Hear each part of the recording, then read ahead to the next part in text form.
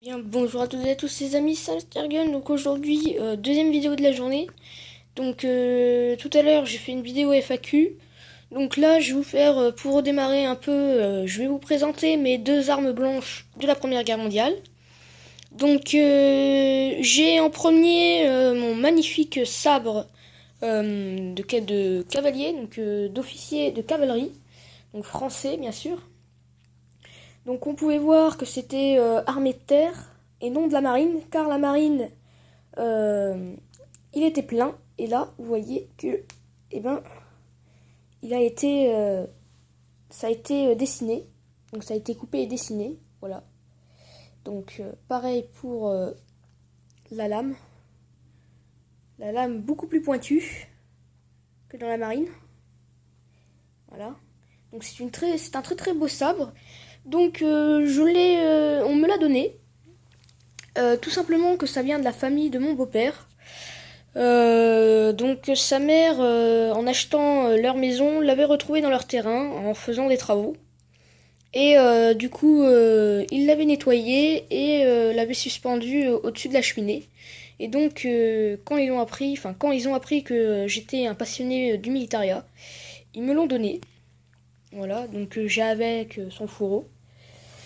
Donc vous voyez que c'est plus l'extérieur qu'a pris, donc le fourreau est complètement rouillé, ça a été essayé d'être rattrapé, mais bon, voilà. C'est exactement pareil pour le cuir, donc la dragonne de cuir est complètement mangée. Vous voyez, regardez, ça s'effrite dans mes mains, c'est complètement mangé. Donc voilà, donc j'ai un autre morceau de la dragonne, donc je vais vous la montrer tout de suite. Je l'avais laissé dans ma collection. Alors, attendez. Donc l'autre morceau de la dragonne est ici. Complètement mangé, complètement bousillé. Voilà, vous voyez bien. Ça, c'est la deuxième partie de la dragonne. Donc pour l'instant, je la laisse dans la collection. Voilà. Donc c'est un sabre magnifique. Donc très pointu. Donc les bords ne coupent pas, mais il est très très pointu. Donc je fais extrêmement attention, car déjà de pas me l'enfoncer. Voilà, donc j'ai rien à dire. Franchement, ce sabre est vraiment, vraiment très très beau. Encore très bon état. Donc ils ont mis longtemps pour le récupérer.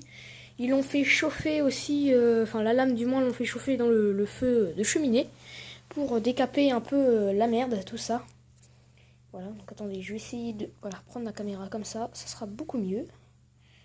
Voilà, donc ça c'est pour le sabre. Et pour ce qui est de la baïonnette Rosalie, donc je l'avais présenté, du moins j'avais fait une avant-première sur mon compte Instagram. Donc voilà la baïonnette Rosalie, donc 40 cm en tout de longueur.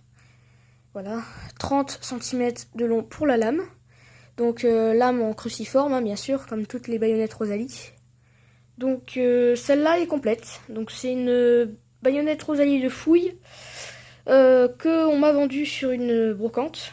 Donc j'en cherchais une, et ben j'en ai trouvé une. Donc de fouille, c'est encore mieux.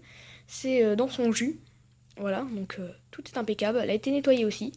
Donc franchement, cette baïonnette est vraiment très très jolie aussi. Du moins, elle est entière et non coupée. Voilà. Donc c'est pour ça que je prends le plus grand soin possible. Donc je vais, oula, excusez-moi, la ranger là-dedans. Je vais la mettre dans la vitrine. Pour le reste, bon, j'ai rien à préciser d'autre hein, pour le reste.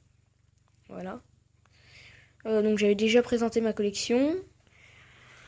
Ce qui est pour le sabre, bah, c'est pareil. Voilà, donc ça, je voulais absolument vous présenter. Donc je devais faire une vidéo bien avant et j'ai pas eu le temps. Du moins, le fait que j'étais complètement... je n'étais plus actif sur ma chaîne YouTube. Donc vous pourrez avoir tous les détails sur la chaîne, voilà. Bah voilà, c'est tout ce que j'avais précisé. Donc j'espère que cette petite vidéo vous aura plu. Dites-le moi dans les commentaires et je vous dis à très bientôt. Donc abonnez-vous et likez la vidéo. Allez, salut!